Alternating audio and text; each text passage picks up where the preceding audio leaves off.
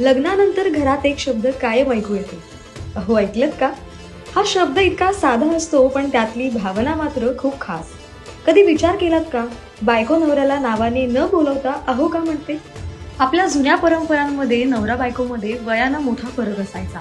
नवऱ्याचं नाव घेऊन हाक मारणं शिष्टाचाराला धरून नव्हतं. तेव्हा या अंतराला जोडणारा एक छोटासा पण प्रेमळ शब्द तयार झाला, अहो. पण हा शब्द फक्त परंपरेतून आला असं नाही. संस्कृतमध्ये अहो म्हणजे भाग्य, आनंद, आपुलकी. मनात आदर असेल, जिव्हाळा असेल किंवा समोरच्याचं महत्व वाटत असेल, तेव्हा हा शब्द नैसर्गिकपणे तोंडातून येतो. लग्नानंतर नवरा हा स्त्रीच्या आयुष्यातला महत्वाचा आधार बनतो. त्याच्याशी बोलताना प्रेम, आदर आणि जवळीक या सगळ्या भावना एकाच शब्दात उतरतात, ते म्हणजे अहो. आणि गंमत म्हणजे हा शब्द ऐकताना नवऱ्यालाही आपुलकीची ऊब जाणवते. जणू काही नात्यातलं गोड प्रेम एका हलक्या आवाजात व्यक्त होतं. आज काळ बदलला, पद्धती बदलल्या, नावानं हाक मारणंही सगळीकडे नैसर्गिक झालंय. पण अहो मध्ये दडलेलं प्रेम अजूनही तसंच आहे. म्हणून अहो आजही प्रत्येक घरात तितक्याच प्रेमाने ऐकू येतो.